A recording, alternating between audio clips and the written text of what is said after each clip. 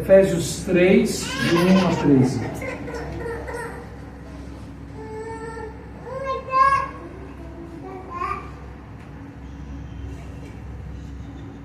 A palavra do Senhor nos diz assim: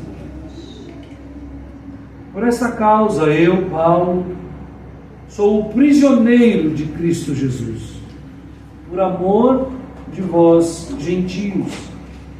Se é que tendes ouvido a respeito da dispensação da graça de Deus a mim, confiada para vós outros. Pois segundo uma revelação, me foi dado conhecer um mistério, conforme escrevi há pouco, resumidamente, pelo que quando ledes podeis compreender o meu discernimento do mistério de Cristo, o qual em outras gerações não foi dado a conhecer aos filhos dos homens, como agora foi revelado aos seus santos apóstolos e profetas no Espírito, a saber, que os gentios são co-herdeiros, membros do mesmo corpo e co-participantes da promessa em Cristo Jesus por meio do Evangelho, do qual fui constituído ministro, conforme o dom da graça de Deus a mim concedida, segundo a força operante do seu poder. A mim, o menor de todos os santos, me foi dada esta graça de pregar aos gentios o evangelho das insondáveis riquezas de Cristo, e manifestar qual seja a dispensação do mistério, desde os séculos, oculto em Deus, que criou todas as coisas, para que pela Igreja a multiforme sabedoria de Deus se torne conhecida agora os principados e potestades nos lugares celestiais, segundo o eterno propósito que estabeleceu em Cristo Jesus, nosso Senhor, pelo qual temos ousadia e acesso com confiança, mediante a fé nele. Portanto, vos peço que não desfaleçais nas minhas tribulações por vós, pois nisso está a vossa glória. Amém. Oremos mais uma vez. Dá-nos, Senhor, a graça de ouvirmos a Tua palavra e, ouvindo-a, crermos. E por ela, mais uma vez, sejamos, ó Deus, transformados. Se assim for a Tua vontade, nós te suplicamos. Fala ao nosso coração e conduz o Teu povo nessa noite mais uma vez.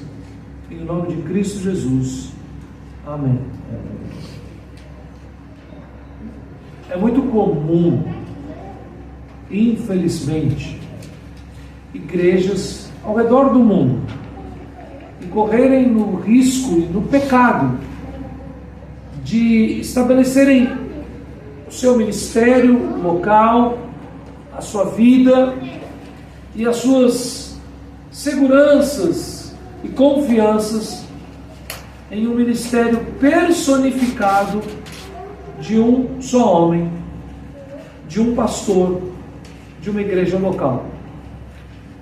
Não é incomum ao redor do mundo, e principalmente na igreja contemporânea, ver que grandes igrejas, pastoreadas por grandes homens de Deus, por longo tempo, quando passam por sucessão pastoral, enfrentam muitos problemas. Existe uma pesquisa que diz que muitas vezes essas igrejas que têm ministérios pujantes de um homem muito habilidoso, talentoso, servo de Deus, não estou falando pejorativamente, mas muitas vezes dizem as pesquisas que o próximo pastor que assume a igreja logo após ele, normalmente não ficará por muito tempo. É comum que o pastor que vem imediatamente após um pastor que viveu uma grande história, homens como, por exemplo, Martin Lloyd-Jones, Charles Spurgeon, R.C. Sproul e outros, John Piper, quando assumem a igreja local, grandes igrejas, debaixo da instrução do ministério de grandes homens. Esses homens, normalmente os que assumem imediatamente, ficam pouco tempo, 5, 10 anos no máximo. E dizem as pesquisas estatísticas que normalmente vão demorar 2 ou 3 pastores, ou 2 ou 3 designações pastorais, para que aquela igreja que foi pastoreada por um pastor muito profícuo por muito tempo, possa se restabelecer de novo e engrenar um novo ministério de longevidade. Isso acontece, meus irmãos, porque nós nos abalamos muito devido ao movimento, às lutas, às bênçãos e às dificuldades e muitas vezes aos pecados de pastores das igrejas locais, personificando o trabalho da igreja de Cristo em homens que são meros servos de Cristo. O apóstolo Paulo está aqui neste momento escrevendo a carta à igreja de Éfeso, e o último versículo que nós lemos, versículo de número 13, ele diz: portanto vos peço que não desfaleçais nas minhas tribulações por vós, pois nisso está a vossa glória. Num tom muito semelhante, na carta à igreja de Filipos, a carta aos Filipenses, no capítulo 1, Paulo está animando e exortando a igreja, dizendo que as suas algemas, ao invés de terem sido prejudiciais ao Evangelho, serviram ao Evangelho para que o Evangelho se expandisse. Em primeiro lugar, para que aqueles que, sendo amigos e irmãos queridos de Paulo e ministros, encorajados pela coragem e ousadia de Paulo de continuar firme, mesmo preso, esses também começaram a pregar mais, com mais ousadia, e serem muito mais abençoados no seu ministério.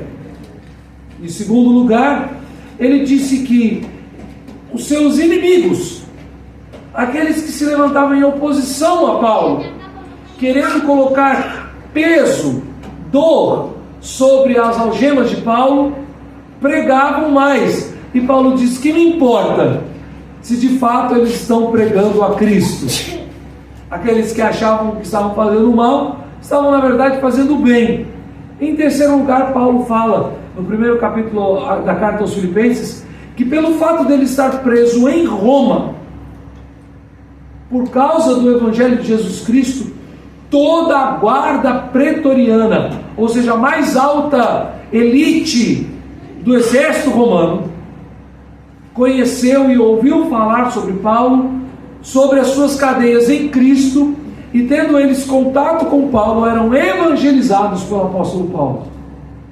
Da mesma maneira, aqui no capítulo 3, versículo 13, Paulo está dizendo à igreja de Éfeso que os seus sofrimentos, suas prisões, seus julgamentos injustos, suas condenações com acusações falsas, o fato dele estar preso, é na verdade glória para a igreja de Cristo. E o que eu quero dizer aqui, meus irmãos, na noite desse dia, focado no versículo 13, apresentando na verdade toda essa ideia do versículo 13 nesses versículos lidos, é que nós precisamos entender como igreja que os sofrimentos dos servos de Cristo Jesus no ministério da igreja de Cristo são de fato manifestação da glória de Cristo no meio do seu povo. Os sofrimentos dos servos de Cristo no meio do povo de Deus são de fato manifestação da glória de Cristo ao seu povo. A primeira coisa que nós temos que enxergar aqui então é como Paulo conduz o argumento. Ele começa o versículo 3, o capítulo 3, que não foi Paulo que dividiu em capítulos nem em versículos. Vocês bem sabem disso. Mas ele está se remetendo aos argumentos anteriores quando ele diz por esta causa. A causa que ele está citando é o texto que nós lemos e pregamos na semana passada, quando no capítulo 2, a partir do versículo de número 11, Paulo está mais assertivamente declarando que gentios e judeus são um só corpo como igreja de Cristo Jesus. Ele está dizendo que há um prédio, um edifício, aonde o Espírito de Deus habita. Que esse edifício tem vários pilares. Que esses pilares desse edifício são os profetas e os apóstolos. E que a pedra angular, onde todos esses pilares se encontram, formando então o belíssimo cenário do teto desta catedral, a pedra angular, onde tudo é sedimentado, é o próprio Jesus Cristo. E que judeus e gentios, sendo eles eleitos de Deus em Cristo, desde antes da fundação do mundo, como já desde o início do argumento do capítulo 1, estão sendo edificados. É como se ele dissesse assim: as pedras, os tijolos que estão sendo assentados, sustentados pelos pilares e fundamentados e solidificados por Cristo, que é a pedra angular, são todos vocês, todos os judeus, todos os filhos de Jacó, que pela fé creem em Jesus, são parte deste tabernáculo. Todos os gentios que, ouvindo o Evangelho, foram selados com o Espírito Santo. O argumento final que nós lemos no capítulo 1, do versículo 3 a 14, os versículos 12, 13 e 14, são também parte desta habitação. E no meio desta igreja, o Espírito de Deus repousa, habita. Ele vem tabernacular conosco. Este é o argumento. Então ele vem dizer: por esta razão, pelo fato de crer, testemunhar e pregar que judeus e gentios são um só na edificação do grande prédio, do grande tabernáculo, da grande catedral, da habitação do Espírito Santo, eu, Paulo, sou prisioneiro de Cristo Jesus. E aqui Paulo, ele usa uma ideia dúbia. Ele faz propositalmente, ele quer mostrar duas verdades em uma só frase. Ele diz que ele, como apóstolo de Cristo, está cativo a Jesus. Ele está dizendo, na verdade, que ele está preso porque é pastor e prega o Evangelho. Ele foi preso fisicamente, humanamente. Ele foi julgado. E nós sabemos muito bem que Paulo, ao final de sua vida, de sua jornada, foi condenado e executado em Roma por ser apóstolo de Cristo Jesus.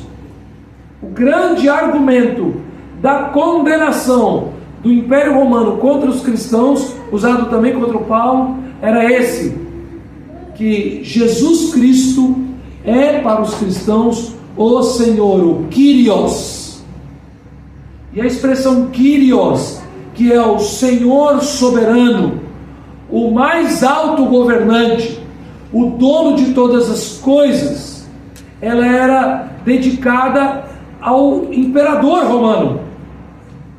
E diz a história que os cristãos falavam exatamente assim: César é o Kyrios de Roma.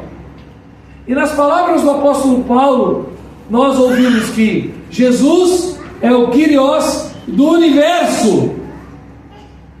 Então eles não negavam deliberadamente que César, que o imperador, fosse o Senhor sobre Roma. O apóstolo Paulo afirma isso quando ele diz que toda autoridade é instituída por Deus. Toda autoridade, todo governante procede de Deus.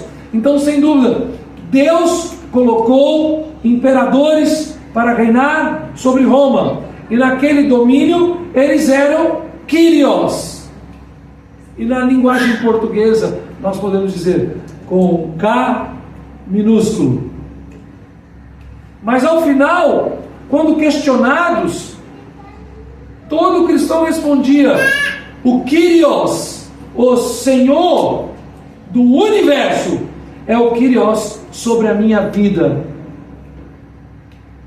Ao ponto de dizerem: César, o imperador, só pode agir contra a minha vida se Jesus lhe autorizar. E isso obviamente inflamava a ira dos romanos contra os cristãos.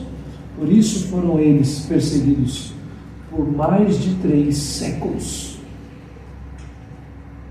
Paulo está dizendo que sim, ele está preso. Fisicamente falando, quem forjou aquelas correntes, quem apertou as algemas em seus braços, foram os soldados de Roma. Mas ele está dizendo que ele é prisioneiro de Cristo Jesus. O Kyrios, o Senhor, o governante que lhe aprisionou, na verdade foi Jesus. Um homem que não está cativo a Cristo, nega a Cristo. Um homem que não é prisioneiro de Jesus, confrontado pelas lanças, pelas varas em brasa, pelos açoites, ele nega a Jesus. Um homem que não está cativo a Cristo, vendo a espada no pescoço de seus filhos, ele nega a Jesus. Paulo suportava todas as coisas, todos os seus sofrimentos, nos argumentos que ele diz em outra carta, quando ele afirmava: tudo posso naquele que me fortalece. O primeiro argumento, quando ouvimos a respeito de que os sofrimentos dos servos de Cristo são a manifestação da glória de Cristo no meio do seu povo, é graça de Deus sofrer por Cristo, é esse, de que aqueles que são aprisionados, perseguidos, presos e até mesmo executados pelos governantes deste mundo, por causa da fé cristã, só o fazem porque acima de todas as coisas são prisioneiros de Cristo Jesus.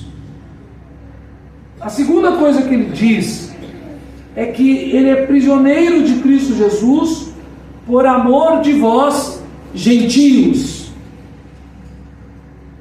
E aí então, do versículo 2 até o versículo de número 11, ou na verdade de 2 a 12, ele fala sobre todo o desenrolar do ministério que Cristo concedeu a ele.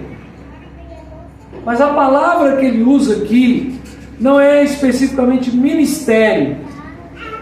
A palavra que ele usa tem o mesmo som, mas é a palavra mistério.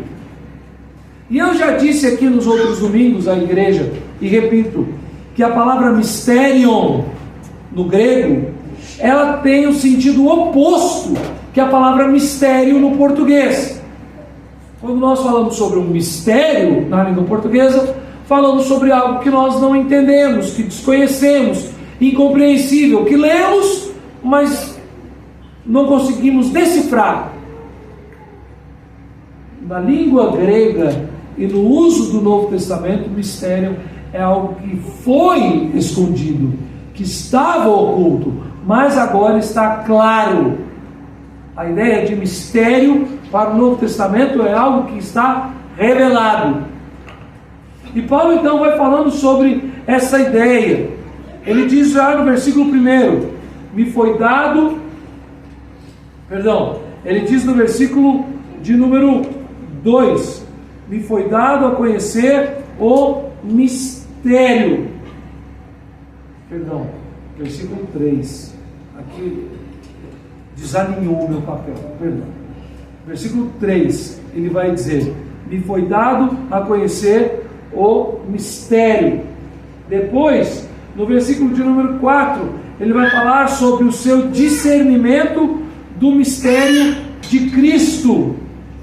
E novamente, no versículo de número 6, a saber que os gentios são co-herdeiros e membros do mesmo corpo e co-participantes da promessa. Ele fala a respeito novamente do mistério. O mistério é que os gentios são co-herdeiros e membros do corpo e co-participantes da promessa em Cristo Jesus. Novamente, no versículo de número 8, ele vai falar sobre ser o menor de todos os santos, pregar o Evangelho de Cristo, e no versículo de número 9, ele vai dizer manifestar, qual seja a dispensação do mistério. E essa palavra mistério, então, com essa ideia de algo extremamente revelado, e que é exposta aqui 4 vezes durante o discorrer do texto, nos mostra este centro da ideia e do ministério de Paulo. Quando ele fala então, por amor de vós gentios, e revela que o mistério ao qual ele serve é que os gentios são co-herdeiros, membros do mesmo corpo e co-participantes da promessa em Cristo Jesus. Ele está dizendo que, na verdade, o seu amor é pela pregação do Evangelho a todos os povos. Ele está preso em Cristo e cativo a Cristo. Ele tem uma grande paixão, a sua vocação ministerial. E essa vocação ministerial não é outra a não ser a vocação da Igreja de Cristo por todos os séculos, de ir por todo o mundo e pregar o Evangelho a toda criatura.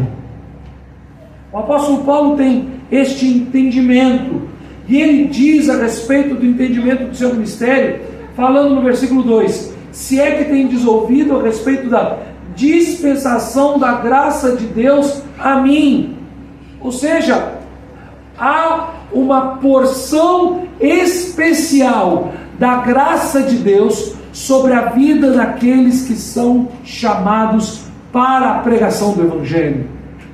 Novamente, ele repete isso no versículo de número 8: a mim, o menor de todos os santos, me foi dada esta graça de pregar aos gentios o Evangelho das insondáveis riquezas de Cristo. Eu sou apaixonado pelo ministério e pela obra missionária. Eu ouço as histórias dos missionários e de como Deus foi conduzindo as suas vidas, tanto os antigos como os contemporâneos, e eu fico apaixonado. Quando eu estou com os nossos irmãos lá em Portugal e vejo o duro trabalho de pastores como o pastor Pedro Barbosa, que nós conhecemos aqui, eu fico fascinado. Não existem grandes igrejas, não há como uma igreja local sustentar integralmente o seu pastor, mas há muito trabalho. Um dos últimos relatórios e pedidos de oração que o pastor Pedro Barbosa me enviou foi: peço oração por isso. E ele foi falando: terei nessa semana 3 ou 4 reuniões difíceis, aconselhando irmãos em Cristo que estão frágeis em sua fé. Terei nessa semana algumas reuniões sobre o governo da igreja. Farei tantos discipulados. E vocês sabem que a igreja do pastor Pedro não tem hoje nem 30 membros comungantes. Mas cada um deles, além de pessoas de outras cidades, de outras igrejas, e todos aqueles que vivem a vida comum da igreja, são cerca de 40, 50 pessoas que participam dos trabalhos de domingo na igreja. O pastor Pedro se dedica a cuidar e ministrar na vida deles diariamente. Grande luta, intensivamente. Tenho certeza que ele entende o que eu entendo, o que Paulo escreve aqui. Servir a igreja de Cristo é uma graça especial de Deus. Ser um pastor é uma bênção especial de Deus. Ser responsável pelo ministério da palavra é uma graça especial de Deus. Mas ele fala de uma forma muito mais ampla do que somente para uma igreja local.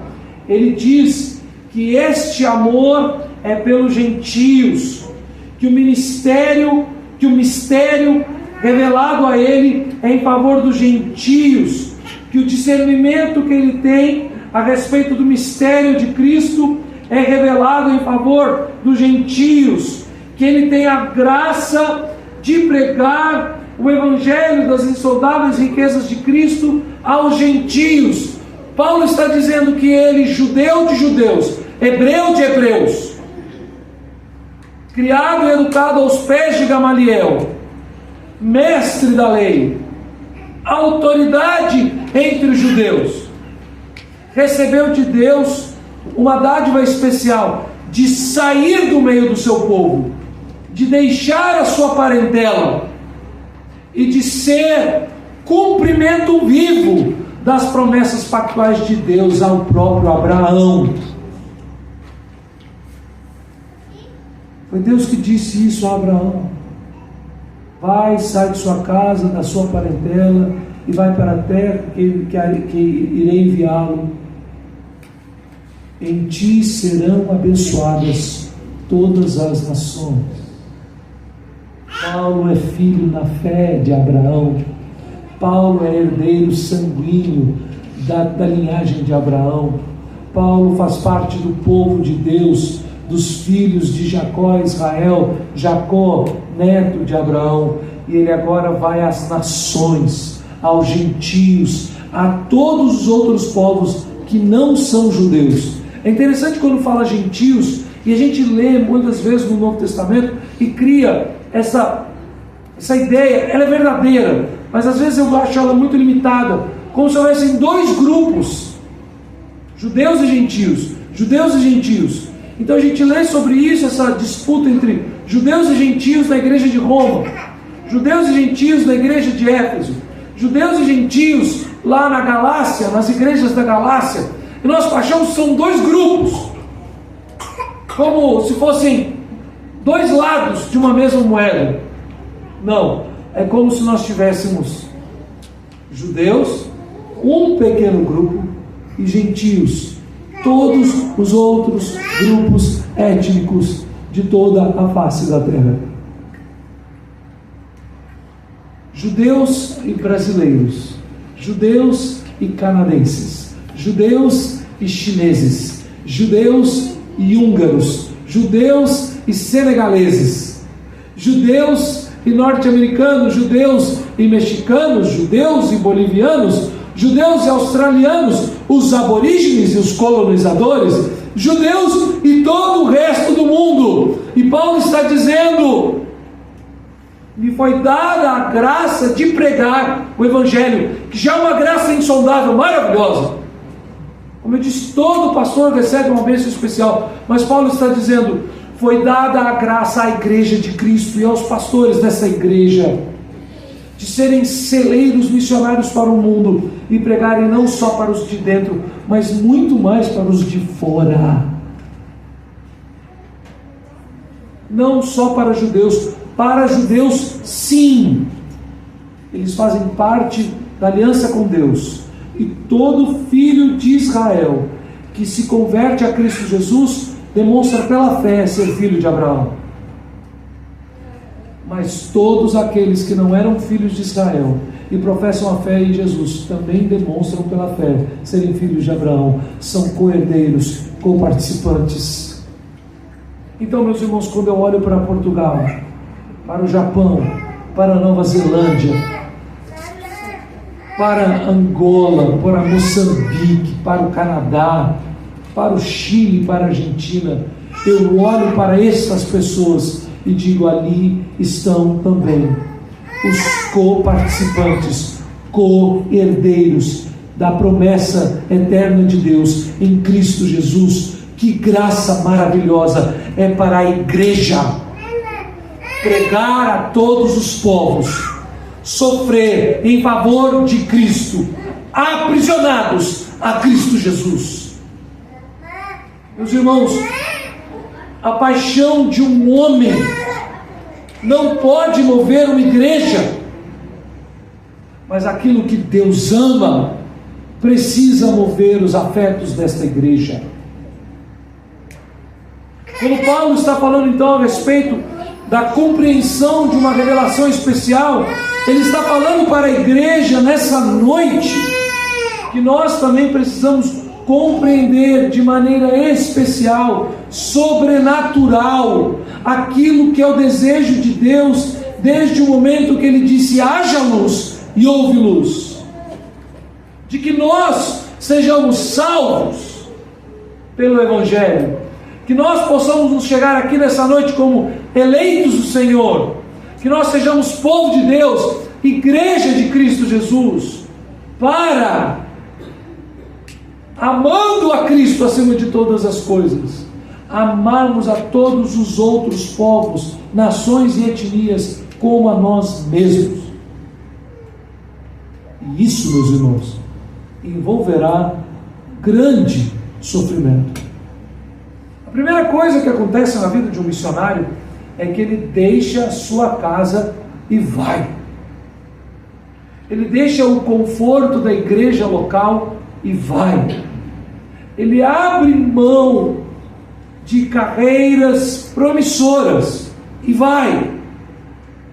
Eu me lembro quando eu fui ouvido pela primeira vez pelo conselho da igreja na qual onde eu fui criado, onde eu nasci e fui criado.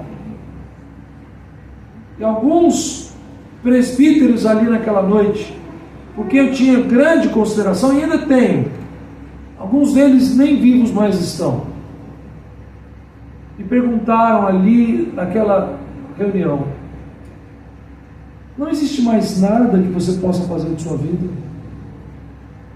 Você não acha que você tem muitos talentos e oportunidades e condições de fazer outra coisa? Você não acha que você poderia ser um proeminente advogado que, estudando, se dedicando, poderia até fazer um concurso para juiz e promotor? Você não acha que você poderia usar da língua inglesa? Eu já era fluente no inglês desde os 17 anos de idade. E um deles me falou assim: você é professor de inglês, você é talentoso, tradutor e intérprete, você poderia se dedicar a estudar, você é jovem, tem 19 anos, você poderia ser um diplomata. Muitos e muitos anos depois, eu conheci uma das pregações de Spurgeon, quando ele dizia aos seus alunos e falava: se você é um ministro do Evangelho e sendo proeminente no seu trabalho, for chamado pela rainha da Inglaterra para ser um embaixador da rainha em outras nações, não se rebaixe. Você já é embaixador de Cristo Jesus. Não há talento, não há proeminência, não há carreira, não há caminho mais alto e sublime do que o da pregação do Evangelho a todos os povos. Grande e especial graça tem a igreja em poder fazer isso. Sim, meus irmãos, nós estamos falando aqui sobre ministros, homens, os nossos filhos, os jovens, as crianças, que nós queremos e vamos orar e instruí-los para que eles possam ser despertados em suas vocações ministeriais. Não me importa se os meninos vão ser médicos, não me importa se eles vão ser engenheiros, não me importa se vão ser juízes ou advogados, não me importa se serão mestres ou doutores, não me importa se serão pedreiros ou padeiros. A minha oração é que nossos meninos aqui, vocês sabem, já me ouviram falar, é que todos os nossos meninos sejam enviados e sustentados por nós no campo missionário como pregadores do mistério de Cristo, de que todos os povos e etnias fazem parte do corpo de Deus em Cristo Jesus, e ao redor do mundo existem eleitos do Senhor em todos os lugares. Vi nesses dias um vídeo maravilhoso, rasga o nosso coração, falando sobre o crescimento da igreja secreta da Coreia do Norte. Vendo as estatísticas missionárias apontando para que em alguns anos a maior igreja do mundo será a igreja da China, com provavelmente mais de 300 milhões de cristãos na China. Meus irmãos, vai chegar uma hora que não vai ter mais gente, não vai ter mais chinês que não seja crente. Eles têm mais de 1 bilhão, eu sei, mas os cristãos vão ser maioria esmagadora. Os soldados se converterão, os governantes se converterão, os velhos passarão e os jovens serão tementes a Deus, e a China será uma nação cristã. E os meus amigos pós-milenistas vão vibrar com isso. Não importa, não importa. Às vezes eu fico pensando, se a igreja só lhe deu glória, permanecer uma igreja de 50, 60 membros ao longo dos anos, e geração após geração enviar os melhores do seu meio ao redor do mundo como pregadores do Evangelho. Que graça maravilhosa teremos! A dispensação da graça de Deus, a graça de pregar o Evangelho das insondáveis riquezas.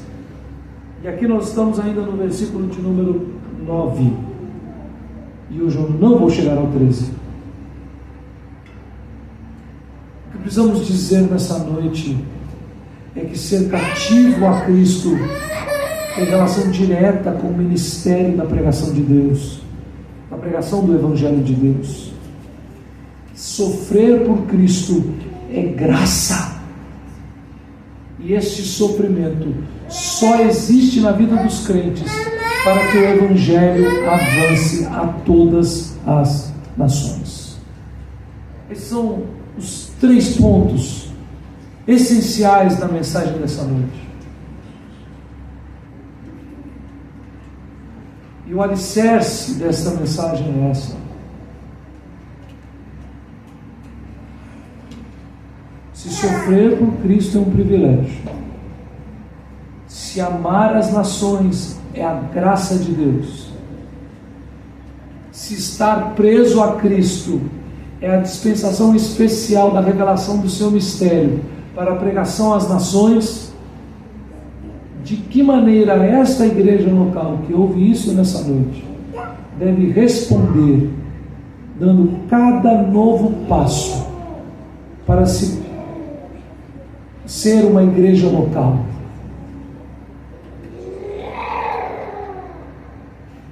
Algumas aplicações. Primeiro, nós temos aqui nessa noite alguns homens, não estão todos os homens da nossa igreja, mas um bom número está aqui.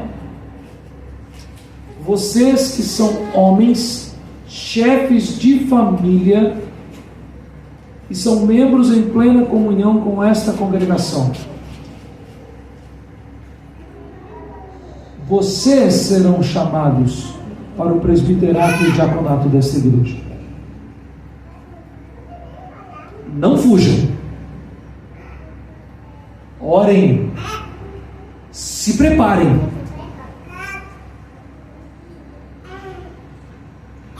Não há mais ninguém para chegar aqui no nosso meio,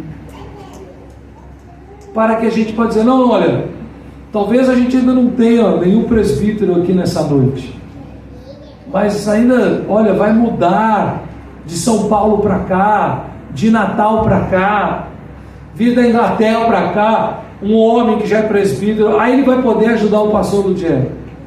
Ou alguns dos presbíteros lá de Jaguaribe ou de outras igrejas da cidade vão migrar para... Não. Vocês precisam entender nessa noite que aceitar o desafio do pastoreio, do governo e na diaconia das ações de misericórdia é uma dádiva especial da graça de Deus. Não recusem. Não recusem. Se vocês, homens, membros em plena comunhão dessa igreja, estão verdadeiramente, por amor ao povo de Deus, cativos a Cristo, abram seu coração para servirem esta igreja local. A segunda coisa, remetendo-nos à mensagem desta manhã, quando eu falei sobre nossas raízes, nossas seguranças, nossos portos seguros, que não somos deste mundo, que não pertencemos aqui, nós precisamos orar, todos aqui, todos os membros dessa igreja, para que essa igreja seja muito maior fora do que dentro. A nossa maior trabalho é alcançar os não alcançados. Existem muitos não alcançados em João Pessoa, e que eles possam ouvir o Evangelho e que nós possamos crescer. Mas o nosso maior desafio é o missionário ao redor do mundo. Nesses dias, no nosso grupo de WhatsApp do Conselho, o reverendo Estevão publicou então que há um projeto missionário da Igreja Presbiteriana do Brasil, a Junta de Missões Nacionais, e as igrejas precisam se inscrever, mandar projetos para que a igreja local seja financiada pela IPB em parceria para plantar igrejas ao redor do estado. Então, se cada igreja que já está na capital ou nas grandes cidades do estado plantar outras igrejas ao redor do estado, daqui a pouco nós vamos espalhando o evangelho pelo estado da Paraíba. Então eu perguntei lá, quantas igrejas da Paraíba ainda não tem uma igreja presbiteriana? Aí, quantas cidades não tem igreja, perdão. E aí então a resposta do reverendo Estevão foi assim: eu tenho esses dados, vou te informar daqui a uns dias, mas já posso dizer, são muitas. São muitas. Muitas cidades do estado da Paraíba não têm igrejas locais. Assim que nós organizarmos a Sólida Glória, nós temos que investir em plantar mais uma igreja, pelo menos mais uma por vez, se for o caso, em outra cidade, em alguma cidade que não tenha uma igreja presbiteriana no estado da Paraíba. Todos os anos nós recebemos as cartas de missionários pedindo apoio missionário para enviar homens e suas famílias ao redor do mundo. Assim que nós organizarmos a Soil Deu Glória, nós já ajudamos hoje o reverendo Raimundo Montenegro, uma pequena quantia que cabe no nosso orçamento. Assim que nós organizarmos a Soil Deu Glória, nós precisamos planejar, ponderar, orar, para começar a enviar de nossa igreja pastores e missionários para os campos carentes no mundo. Voltando a Portugal, se a Igreja Evangélica Portuguesa quisesse atender a necessidade populacional de Portugal, ela precisaria crescer 10 vezes, 1000%.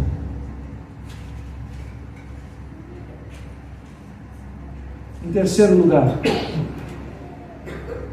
quando nós pensarmos em organizar essa igreja, com os presbíteros e pastores que Deus há de levantar entre vocês, homens, e pensarmos em plantar mais igrejas na Paraíba, enviarmos missionários ao redor do mundo, nós precisaremos repensar aquilo que eu já falei hoje de manhã, em outro tom, agora se completa nesta carta.